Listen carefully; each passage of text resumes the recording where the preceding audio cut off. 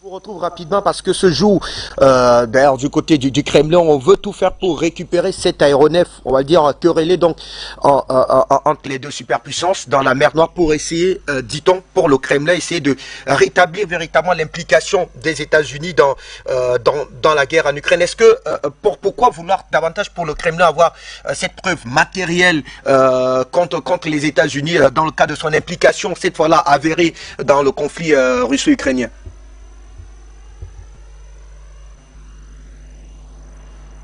Béarzin, la parole est à vous, je ne sais pas si vous m'avez suivi. Ah, c'est pour moi. Oui, vous pouvez reposer la question s'il vous plaît. Voilà, je disais pour le Kremlin, d'ailleurs, la communication qui est faite notamment sur cet aéronef qui est relais est que, eh bien, la Russie veut désormais récupérer cet appareil pour essayer de rétablir cette fois-là la participation ou alors pour essayer d'établir l'implication avérée des États-Unis dans le conflit russo-ukrainien. La question est pourquoi tenter de le faire pour la Russie? Est-ce que pour la Russie, il s'agit désormais de pouvoir montrer aux yeux du monde le rôle que joueraient finalement les États-Unis dans ce dossier?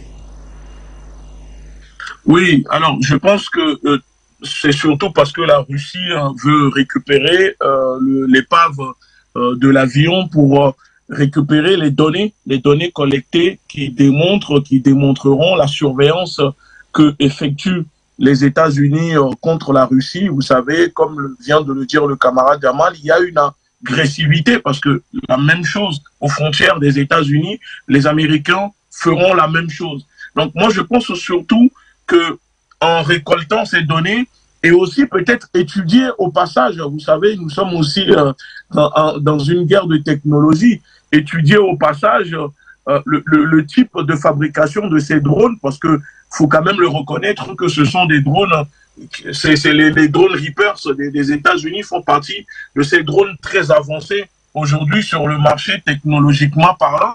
Donc dans une guerre, vous savez, tous les coups sont permis. Donc si la Russie, en récupérant l'épave, peut étudier et voir comment ces drones-là sont fabriqués, tant mieux, et aussi avoir des informations peut-être sur le plan, la stratégie que les États-Unis sont en train de mettre en place avec l'Ukraine. Vous savez, hier, on était en réunion, on était à l'ambassade de Russie, et on parlait d'ailleurs de ça. Et je disais, quand on était à la réunion, que cela, comment dire, inquiète un peu. Il y a des gens qui sont quand même un peu inquiets de voir que les États-Unis augmentent de plus en plus la livraison d'armes au groupe, aux ukro-nazis.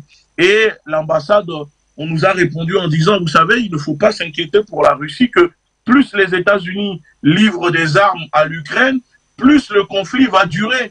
Et le temps est toujours du côté de la Russie. Voilà, moi je peux vous dire que les Russes ne sont pas du tout inquiétés par tous ces manœuvres, tout ce qui se passe. Moi, quand même, ça me surprend. À chaque fois quand nous sommes en réunion, je vois qu'ils sont sereins et ils le disent qu'il n'y a pas de problème là-dessus. Ils ne gagneront pas de toute façon le conflit. Donc, ce qu'ils font avec l'Ukraine ne fait que prolonger le conflit, la guerre. Parce qu'à un moment où autre, l'Ukraine et les États-Unis n'auront pas les moyens pour tout le temps financer l'Ukraine. Donc voilà ce que nous, l'ambassade de Russie nous a dit.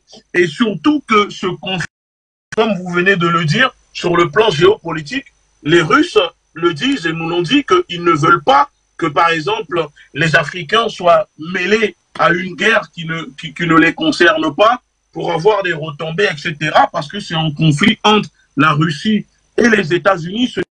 Ils l'ont précisé, ce n'est pas un conflit contre la Russie et l'Ukraine, parce que nous sommes un même peuple, mais c'est un conflit entre nous et les États-Unis. Donc, contrairement aux États-Unis ou à la France, nous, on ne force pas les pays africains à soutenir la Russie, ou comme le fait les États-Unis en menaçant avec des sanctions. Et d'ailleurs, c'est pour cela que la Russie est populaire au sein des populations africaines et de certains gouvernements. Donc, ils nous l'ont dit que la diplomatie russe le confirme et le dit aux États africains. On sait que les États-Unis vous demandent de voter contre nous, mais ne vous inquiétez pas, faites ce que vous semble, ce que vous pouvez faire. La Russie se débrouille et la Russie n'est pas inquiète. Donc, ce drone qui vole dans l'espace à côté des frontières russes démontre aussi que la Russie est calme et que c'est tout à fait normal pour elle de montrer aussi aux États-Unis que, attendez, il ne faut pas non plus trop s'approcher de nos frontières avec vos appareils espions. C'est tout à fait normal que si on fait la même chose à côté de vos frontières, vous allez réagir pareil. Donc la Russie montre aux Américains que ici c'est elle qui contrôle.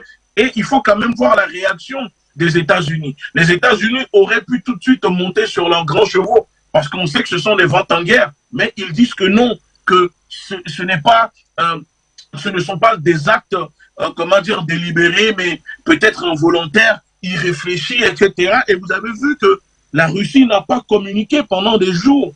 La Russie n'a pas communiqué pendant des heures. La seule chose que la Russie a dit, que ce n'est pas vrai ce que racontent les Américains. Alors que eux, les États-Unis ont tout de suite essayé de temporiser la tension en disant que non, ce n'est pas fait volontairement. Mais on voit bien que la Russie, moi je le dis, a fait volontairement de faire chuter l'appareil pour montrer aux Américains qu'elle contrôle sa frontière. Mais les Américains, eux, ont préféré temporer pour ne pas, comment dire, énerver la Russie parce que personne ne veut un conflit, comment dire, aujourd'hui direct entre la Russie et les États-Unis. Merci bien. Afrique Média, le monde, c'est nous.